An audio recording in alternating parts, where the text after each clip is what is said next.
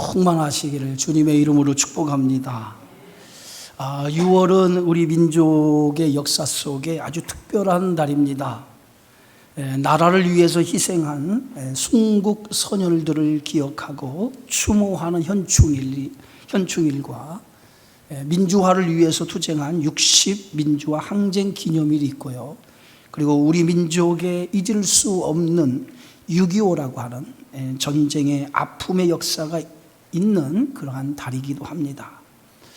먼저 나라와 민족을 위해서 희생한 분들, 또 그들의 가족을 위해서 기도해 주시고요. 다시는 이 땅에 그런 아픈 역사가 일어나지 않도록 우리 모두가 힘을 모아 나라의 안정을 위해서 기도해야 될 줄 믿습니다.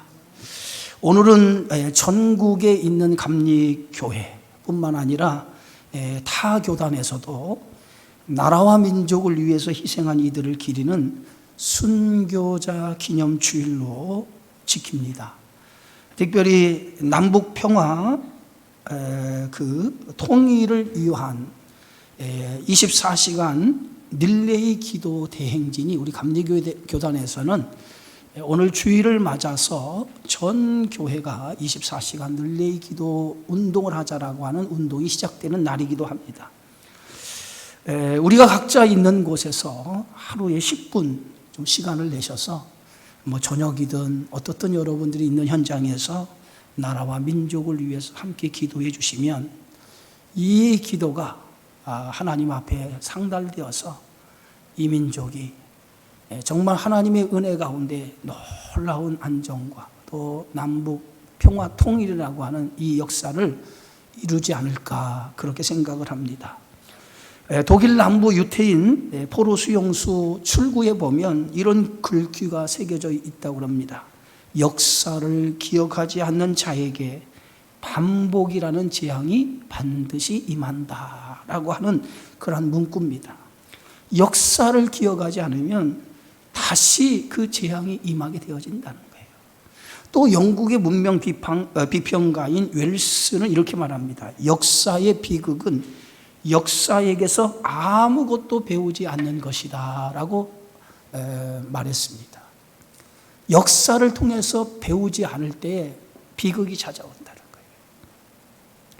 역사를 우리가 기억한다라고 하는 것은 역사를 통해 배우고 미래로 향하기 위해서 역사를 기억하는 것입니다. 과거의 역사 없이 현재가 없고요. 현재가 없이 미래로 나갈 수 없다는 거죠. 역사란 과거를 통해서 배우고 현재를 통해 미래로 나아가는 것이 역사의 교훈입니다.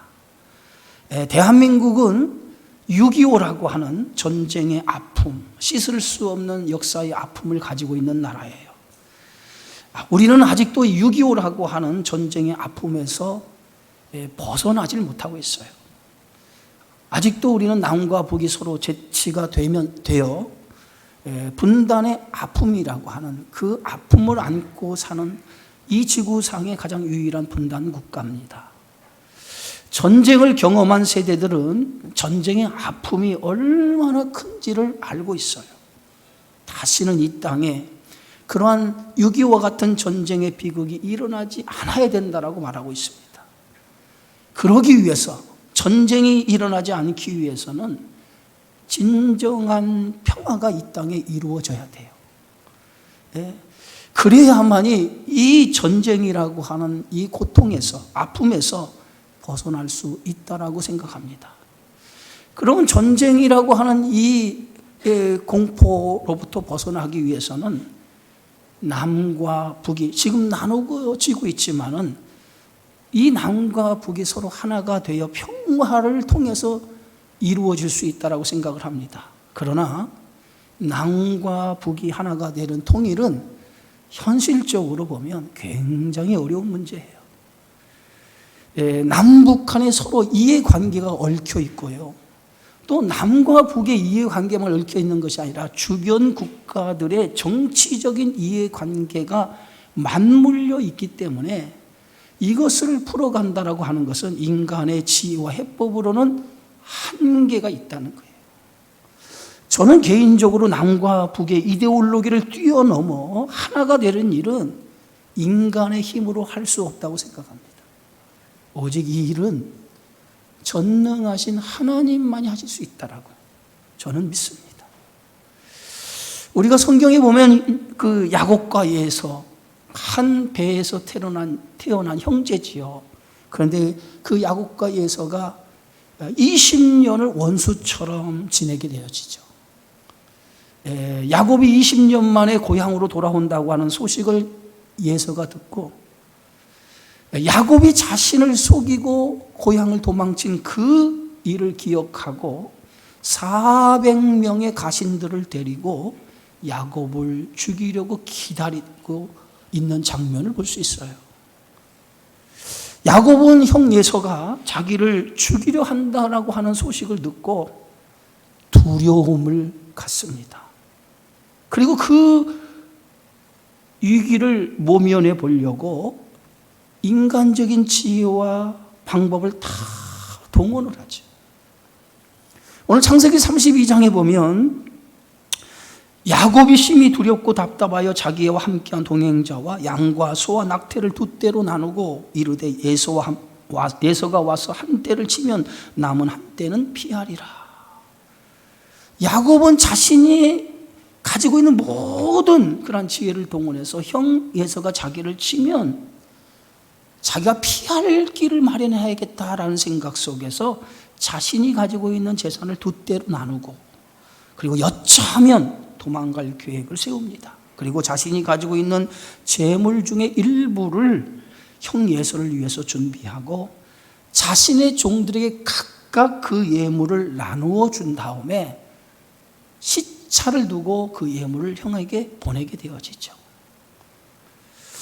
어찌 보면 야곱은 형 에서의 마음을 누그러뜨리기 위해서 계산된 행동을 하게 되어져요. 예? 내가 내 앞에 보내는 예물로 형의 감정을 푼 후에 형을 대면하면 형이 혹시 나를 받아주지 않을까? 창세기 32장에 그렇게 기록하고 있어요.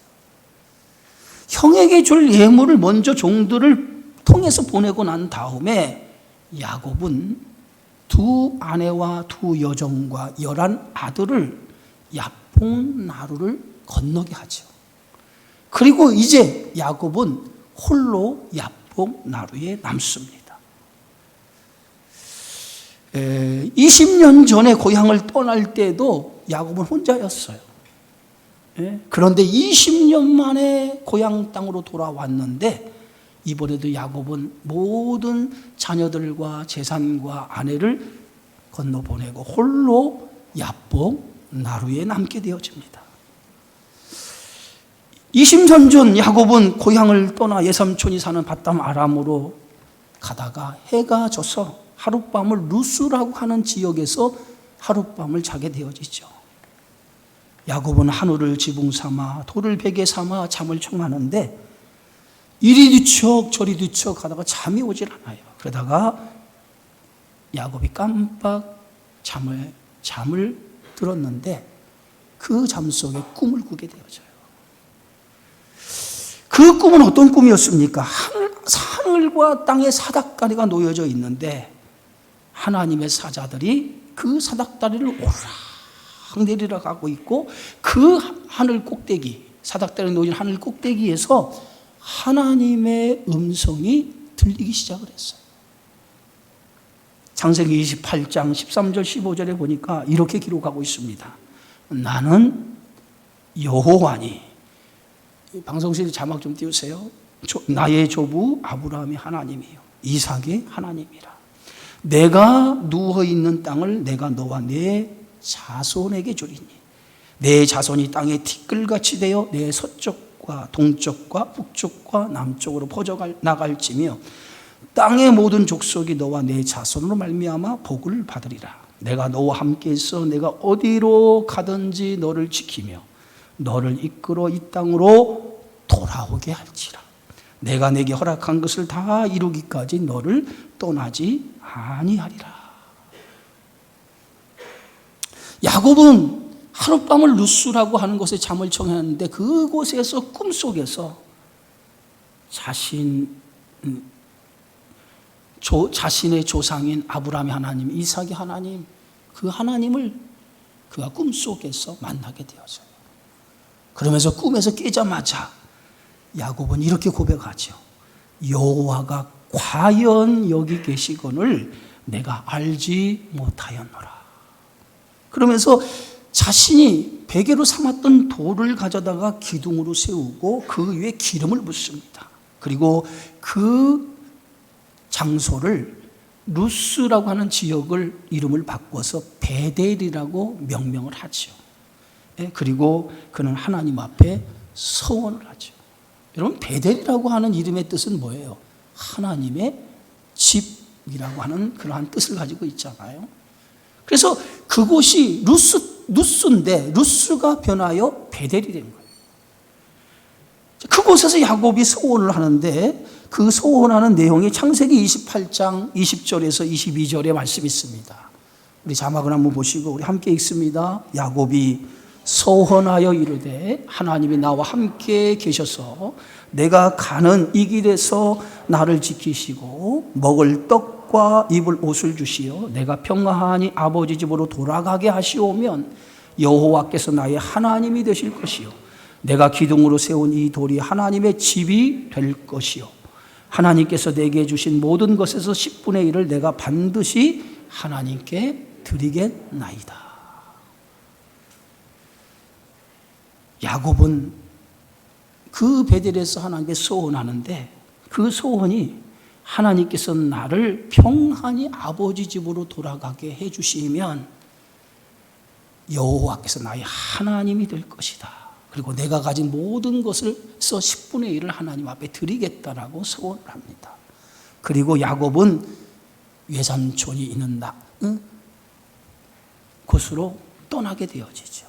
그리고 난 다음에 20년 만에 야곱은 하나님의 약속대로 고향에 돌아오게 되어졌어요. 그런데 야곱은 고향에 돌아왔지만은 형 에서의 문제가 풀어지지 않아서 야뽕 나루를 건너지 못하고 홀로 남게 되어졌다는 거예요. 그런데 그날 밤 야곱은 어떤 사람과 날이 새도록 씨름을 하죠. 마치 20년 전 고향을 떠나서 베델에서 첫날 밤을 하룻밤을 잤을 때에 하나님의 음성을 들었던 것처럼 홀로 남은 그 밤에 야곱은 어떤 사람과 씨름을 하기 시작합니다. 그런데 그 어떤 사람을 성경은 천사였다라고 말합니다. 천사와 야곱은 밤새 씨름을 하는데 천사가 야곱을 이기지 못함을 알고 야곱의 허벅지 관절을 내리치죠. 천사가 야곱의 허벅지 관절을 내리치자 야곱의 관절, 허벅지 관절이 어긋나 버려요. 부러져 버려요. 그럼에도 불구하고 야곱은 질질 다리를 끌면서 끝까지 천사를 붙들고 놓지를 않아요. 야곱과 씨름하던 천사가 이제 날이 새려고 합니다. 그랬더니 천사가 이렇게 얘기하죠. 나를 놓아달라. 나를 놓아달라고 그래요. 그랬더니 야곱이 그 천사에게 이렇게 얘기합니다. 당신이 내게 축복하지 아니하면 나는 당신을 놓지 아니하겠나이다. 당신이 나를 축복하지 않으면 나는 당신을 가게 하지 않겠다는 거예요. 그리고 끝까지 천사를 붙드니까 이 천사가 야곱을 이길 수 없음을 알고 야곱에게 물어요. 내 이름이 무엇이냐라고 묻습니다. 야곱이 천사의 물음 앞에 자신의 이름을 고백하죠. 내 이름은 야곱이다. 그러더니 천사가 야곱이 자신의 이름을 고백하니까 천사가 이렇게 말합니다. 이제는 내 이름을 야곱이라 하지 말고 이제는 내 이름을 이스라엘이라라. 이는 내가 하나님과 사람들과 겨루어 이기었다라고 하는 그 이름으로 이스라엘이라고 하는 이름을 붙여주죠. 천사의 축복을 받은 야곱은 눈을 들어서 보니 형 에서가 저기서 400명의 가신들을 데리고 자신에게 오는 것을 목격하게 되어져요. 야곱은 형 앞에 달려가지요. 그런데 야곱이 달려가는데 형도 저쪽에서 야곱을 향해 달려오기 시작합니다. 그러더니 에서가 야곱을 안고 목을 안고 그리고 껴안으면서 서로 통곡하기를 시작을 해요. 20년 동안 원수로 지낸 그 관계가 하룻밤 야복나루에서 처절하게 하나님 앞에 기도했던 그 야곱의 기도가 응답이 된 거예요. 밤이 새고 새날이 밝았는데 형 에서가 400명의 장정을 거느리고 자기를 죽이려 오는 그 형이 마음이 바뀌어서 야곱을 향해 달려오고 야곱의 목을 안고 야곱을 향해 통곡하게 울기를 시작했다는 거죠. 야곱은 형 에서에게 이렇게 고백합니다. 창세기 33장 10절에 보면 내가 형님의 얼굴을 배운즉 하나님의 얼굴을 본 것 같사오며 형님도 나를 기뻐하십니다. 야곱은 어떻게 고백합니까? 형님의 얼굴을 보는데 하나님의 얼굴을 보는 것 같습니다. 20년 동안의 형과의 원한의 문제가 한순간에 풀어졌어요. 야곱은 이 모든 것을 이렇게 고백하죠. 하나님의 은혜를 베푸셨기 때문입니다 라고 고백합니다. 하나님이 은혜를 베풀어 주셨기 때문에 20년 동안 형과의 연수 속에 살아갔는데 하나님이 은혜를 베풀어 주셨기 때문에 이 모든 문제가 풀어졌다라고 고백합니다. 인간의 방법, 인간의 지혜로 해결할 수 없는 문제, 그것을 하나님이 해결해 주셨어요. 우리 민족의 문제도 우리의 노력이나 우리의 지혜로 해결할 수 없다면 그것을 해결할 수 있는 분은 오직 전지전능하신 하나님밖에 없다라고 하는 것을 저는 믿습니다. 그렇다면 우리가 할 수 있는 일은 무엇일까요? 우리가 할 수 있는 것은 이 나라 이 민족을 위해서 우리가 기도하는 일이라고 생각합니다. 많은 사람들이 지금 이 나라를 염려하고 걱정하고 있어요. 그러나 염려와 걱정, 그거보다도 우리 그리스도인들이 해야 될 일은 이 나라, 이 민족을 위해서 기도하는 일이 우선되어지는 일이라고 저는 믿습니다. 왜냐하면 기도 외에는 어떤 기적도 일어날 수가 없고 기도만이 우리 민족이 당한 이 문제를 풀어갈 수 있기 때문에 우리는 하나님 앞에 기도해야 될 줄 믿습니다. 유다 왕 히스기야가 왕이 된 지 14년 되는 해에 아수르가 대군을 이끌고 유다를 침공하기 시작을 합니다. 유다는 아수르의 침공을 받고 속수무책이었어요. 그들과 싸워 대항할 만한 힘이 하나도 없었습니다. 모든 성은 함락되고 그리고 예루살렘 성은 아수르 군대에 의해서 포위를 당하게 되어지죠. 그리고 아수르 왕은 그의 군대 장관 납사게를 보내어 항복하면 살려주겠다고 협박을 하기 시작합니다. 그리고 어떤 신도 아수르의 군대에서 벗어날 자가 없다라고 그러면서 여호와를 의지하지 말라고 경고를 하게 되어지죠. 히스기야 왕은 아수르 사네립이 보낸 납사게의 말을 듣고 자기의 옷을 찢기 시작합니다. 그리고 굵은 베옷을 입고 여호와의 전으로 올라갑니다. 그리고 서기관 셈나와 제사장을 이사야 선지자에게 보내어서 왕의 말을 전하도록 하죠. 이사야 37장 3절에 보니까 오늘 아수르의 침공에 오늘 유다의 현실을 이렇게 고백하고 있어요. 그들이 이사야에게 이르되 히스기야의 말씀에 오늘은 환난과 책벌과 능욕의 날이라 아이를 낳으려 하나 해산할 힘이 없음 같도다. 아수르에서 능욕을 당하고 있음에도 아이를 낳아야 되는데 해산할 힘이 없는 것처럼 유다는 무력하고 아무 힘이 없는 절망적인 상태에 놓였다라고 이렇게 오늘 히스기야는 고백하고 있어요. 아무것도 할 수 없는 절망적인 상황에 이사야 선지자에게 사람을 보내어서 히스기야 왕이 선지자에게 이렇게 부탁하죠. 나라와 민족을 위해서 기도해 주시기 바랍니다. 이 위기에 처해 있는 이 나라, 이 민족을 위해서 기도해 주시기 바랍니다. 그 말을 들었던 이사야 선지자가 오늘 하나님의 말씀을 히스기야에게 전하죠. 그 말씀이 오늘 이사야 37장 6절에서 7절의 말씀입니다. 우리 함께 읽습니다. 이사야가 그들에게 이르되 너희는 너희 주에게 이렇게 말하라. 여호와께서 이같이 말씀하시되 너희가 들은 바 아수르 왕의 종들이 나를 능욕한 일로 말미암아 두려워하지 말라. 보라, 내가 영을 그의 속에 두리니 그가 소문을 듣고 그의 고국으로 돌아갈 것이며 또 내가 그를 그의 고국에서 칼에 죽게 하리라. 하나님은 이사야 선지자를 통해서 히스기야 왕에게 전하는 말씀이 뭡니까? 두려워하지 말라는 거예요. 두려워하지 말라. 그리고 하나님이 행하실 구체적인 일들에 대해서 가르쳐 주는데 아수르 왕 사네립을 고국으로 돌아가게 하겠다는 거예요. 그리고 그가 고국에 돌아가서 칼에 맞아 죽게 될 것이라는 거예요.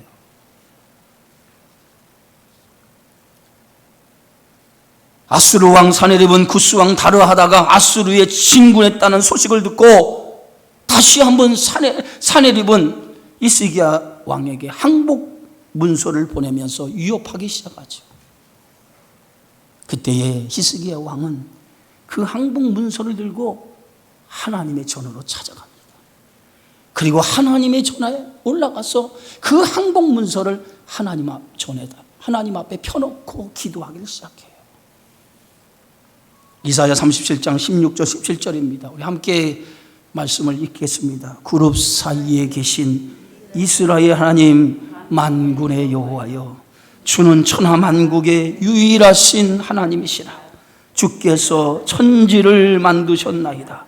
여호와여, 귀를 기울여 들으시옵소서. 여호와여, 눈을 뜨고 보시옵소서. 사네립이 사람을 보내어 살아계신 하나님을 해방한 모든 말을 들으시옵소서. 오늘 히스기야 왕이 하나님 앞에 귀를 열고 들어달라는 거예요. 눈을 뜨고 봐달라는 거예요. 지금 사네립이 수많은 군사를 보내어서 하나님의 살아계시는 하나님을 회방하는 그 소리를 들으라는 거예요. 히스기야 왕은 하나님 앞에 천하 만민이 여호와만이 진정한 하나님이심을 알게 해달라고 기도하기를 시작을 했어요. 하나님은 이 히스기야의 눈물과 히스기야의 간절한 기도를 들으셨어요. 그리고 이렇게 약속하십니다. 이사야 37장 33절입니다. 함께 있습니다. 그러므로 여호와께서 아수르 왕에 대하여 이같이 이르시되 그가 이 성에 이르지 못하며 화살 하나도 이리로 쏘지 못하며 방패를 가지고 성에 가까이 오지도 못하며 흉복을 쌓고 치지도 못할 것이며 그가 오던 길 곧 그리로 돌아가고 이 성에 이르지 못하리라. 나 여호와의 말이니라. 그 18만 5천 명이라고 하는 어마어마한 군대가 예루살렘 성을 에워쌌는데 그 군대가 화살 하나도 당신의 백성을 향해 쏘지 못할 것이고 그들이 그 성에 가까이도 오지도 못할 것이라는 거예요. 하나님께서 그들을 물리쳐 주시겠다는 거예요. 여러분, 얼마나 놀라운 말씀이에요. 그런데 하나님은 약속하신 대로 아수르 사네립의 군대를 18만 5천 명이나 되는 그 대군을 물리쳐 주시는데 어떻게 물려주자면 밤새 하나님은 여호와의 사자를 그 사네립의 진영에 보내요. 그래서 밤새 그 아수르 진영에 들어가서 하나님의 사자가 그 18만 5천 명의 대군을 다 쳐서 죽이기 시작해요. 아침에 일어났더니 아수르 진영이 온통 시체로 가득 찬 거예요. 사네립이 아수르 왕이 이걸 보고 놀란 거예요. 그래서 불이 나게 그는 자신의 나라로 돌아가죠. 그리고 자신이 섬기던 니느록 신전에서 신 앞에 경배할 때 그의 아들이 칼로 그를 찔러 죽입니다. 하나님이 말씀하신 그대로 이루어졌어요. 오늘 본문의 말씀에 보면 예레미야 선지자가 왕궁에 있는 시대 뜰에 갇혀 있을 때에 하나님의 말씀이 예레미야 선지자에게 임합니다.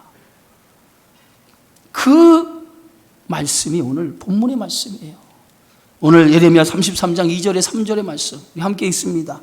이를 행하는 여호와, 그것을 만들며 성취하는 여호와, 그의 이름을 여호와라 하는 이가 이와 같이 이르시도다. 너는 내게 부르짖으라. 내가 내게 응답하겠고 내가 알지 못하는 크고 은밀한 일을 내게 보이리라. 오늘 예레미야에게 하나님 주신 말씀이 뭡니까? 일을 행하는 여호와, 그것을 만들며 성취하는 여호와라는 거예요. 그러면서 너는 내게 부르짖으라.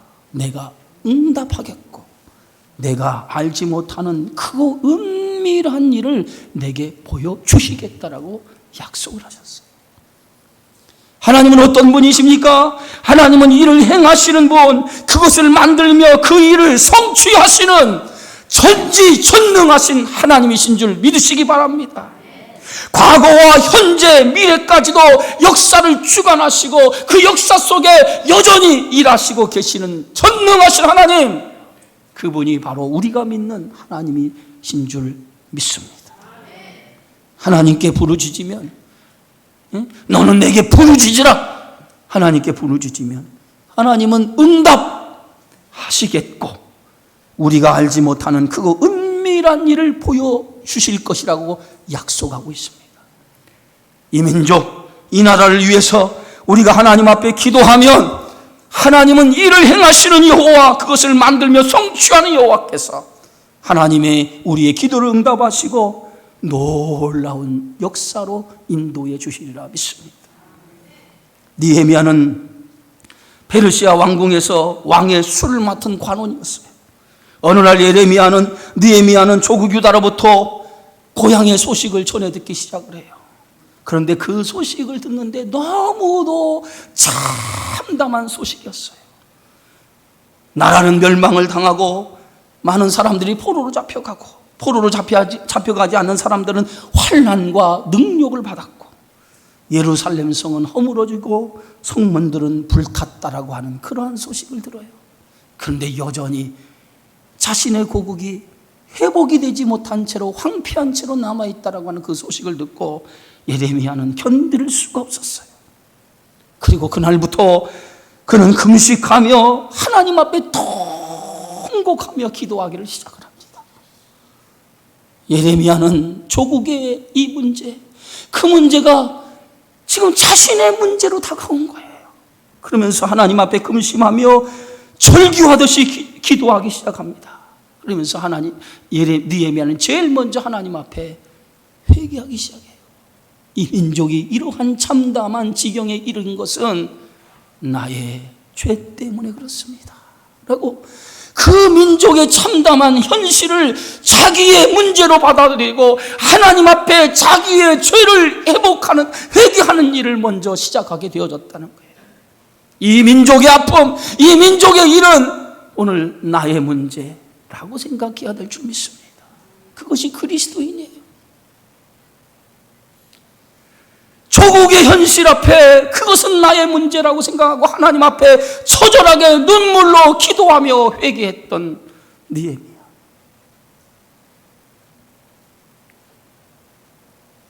그러면서 하나님 앞에 이렇게 기도하죠. 느헤미야 1장 11절의 말씀입니다. 우리 함께 읽습니다. 주여 구하오니 귀를 기울이사 종의 기도와 주의 이름을 경외하기를 기뻐하는 종들의 기도를 들으시고 오늘 종이 형통하여 이 사람들 앞에서 은혜를 잊게 하옵소서. 예레미야는 눈물로 나라를 위해서 기도하다가 수일이 지났어요. 어느 날 예레미야는 왕의 술 맡은 관원으로서 왕 앞에 포도주를 드리는데 느헤미야 얼굴에 수심이 가득한 것을 왕이 보았어요. 신하가 수심이 가득한 채로 왕 앞에 서 있다라고 하는 것은 있을 수 없는 일이에요. 아닥사스다 왕이 느헤미야에게 묻습니다. 도대체 무슨 일이 있느냐? 내 얼굴에 수심이 가득하다. 도대체 도대체 무슨 일이 있느냐라고 물어봐요. 그랬더니 느헤미야가 내 조국 유다에 대한 소식을 듣고 내가 견딜 수 없어서 그렇습니다 라고 왕 앞에 조국의 문제에 대해서 얘기하죠. 그러면서 느헤미야 2장 3절에 보니까 내 조상들의 묘실이 있는 성읍이 이제까지 황폐하고 성읍이 불탔사오니 어찌 얼굴에 수심이 없사오리까. 아닥사스다 왕은 자신이 사랑하는 신하 느헤미야의 얼굴에 수심이 가득한 것을 보고 느헤미야에게 이렇게 얘기합니다. 무엇을 원하느냐? 느헤미야야, 무엇을 원하느냐? 그때 느헤미야는 아닥사스다 왕 앞에 나를 내 조국 유다에 보내서 조국의 황폐한 이 성을 새로 건축할 수 있도록 나를 보내주옵소서라고 부탁을 하죠. 그런데 아닥사스다 왕이 이 느헤미야의 이 청을 받고 성읍을 건축하도록 허락을 해요. 그런데 허락만 하는 것이 아니라 성읍을 건축하는 재료와 행정적인 모든 절차까지도 해줍니다. 그래서 느헤미야가 고국에 들어가서 회파된 그 예루살렘 성을 재건하게 되어지죠. 고국의 소식을 듣고 몇 날 며칠을 눈물로 기도했던 느헤미야의 간절한 기도가 하나님 앞에 응답이 되어진 거예요. 사랑하는 성도 여러분, 우리의 기도를 하나님은 외면하지 않는다는 거예요. 마태복음 7장 7절에 구하라 그리하면 너희에게 주실 것이요 찾으라 그리하면 찾을 것이요 문을 두드리라 그리하면 너희에게 열릴 것이니. 대한민국이라고 하는 나라를 위해서 많은 사람들이 희생을 했어요. 그 희생으로 오늘 우리가 이렇게 편안하게 살아가는 거예요. 우리는 이 대한민국을 위해서 희생하는 많은 이들의 희생을 헛되이 해서는 안 됩니다. 남과 북이 아직 평화를 이루지 못하고 있어요. 전쟁이 끝난 지 70년이 넘었어요. 그런데도 아직도 여전히 서로에게 총칼을 거누고 전쟁의 위험 속에 살아가고 있습니다. 하루속히 이 땅에 평화를 이루어야 돼요. 그래서 남과 북이 하나가 되고 서로가 잘 사는 나라로 만들어 가야 될 줄 압니다. 저마다 사람마다 예국하는 일이 다 달라요. 정치는 정치인대로, 경제는 경제대로 예국하는 일이 다 다릅니다. 그러나 오늘 우리 그리스도인들이 예국하는 일이 뭘까요? 저는 그것은 기도하는 일부터 시작되는 일이라고 생각합니다. 여러분이 진정 나라를 위해서 염려하고 나라를 위해서 걱정하신다면 하루에 10분이라도 이 나라와 이 민족을 위해 기도해 주시기 바랍니다. 기도하는 백성이 있는 한 이 나라는 망하지 않습니다. 이를 행하는 여호와 그것을 만들며 성취하는 여호와라고 했어요. 우리가 기도하면 하나님은 반드시 우리의 기도를 들어서 역사해 주실 줄 믿습니다. 이스라엘 백성이 애굽을 나오자마자 홍해 바다가 가로막혔어요. 뒤에는 애굽 군대가 쫓아오고 앞에는 홍해 바다가 가로막혀서 앞으로도 뒤로도 갈 수 없는 절망적인 상황에 모세는 지팡이를 들고 이스라엘 백성을 향해서 이렇게 외칩니다. 우리 다 같이 한번 말씀을 읽어봅시다. 너희는 두려워하지 말고. 출애굽기 14장이에요. 너희는 두려워하지 말고 가만히 서서 여호와께서 너희를 위하여 행하시는 구원을 보라. 너희가 오늘 본 애굽 사람을 영원히 다시 보지 아니하리라. 여호와께서 너희를 위하여 싸우시리니 너희는 가만히 있을지어다. 두려워하지 말라는 거예요. 여호와께서 너희를 위해서 싸우시겠다. 우리가 기도하면 하나님은 일을 행하시고 그 일을 만들고 그 일을 성취해 주시는 줄 믿습니다. 하나님이 일하시는 것을 믿으신다면 기도하시기 바랍니다. 이 민족이, 이 나라가 평화로운 나라가 되어지고 남과 북이 하나가 되는 날이 오기를 위해서 기도해 주시면 이 나라가 든든히 세워져 가는 그러한 나라가 되어지리라 믿고 우리 희생하신 순국열사들의 희생이 헛되지 않도록 우리 모두가 이 나라를 사랑하여 주시기를 주의 이름으로 축원합니다. 기도하겠습니다. 주의 은혜와 사랑을 감사합니다. 오늘도 생명의 주께서 우리에게 귀한 말씀을 허락해 주심을 감사하며 이 민족이, 이 나라를 위해서 수많은 사람들이 희생한 것처럼 오늘 우리 그리스도인들이 이 나라를 위해서 기도하게 하여 주셔서 든든히 이 나라를 하나님이 세워지는 나라로 만들어갈 수 있도록 하나님 인도해 주시옵소서. 오늘 우리가 드려지는 모든 기도를 주님 받으실 줄 믿고 주의 역사가 이 민족 위에 나타나게 하여 주시옵소서. 예수님의 이름으로 기도하옵나이다.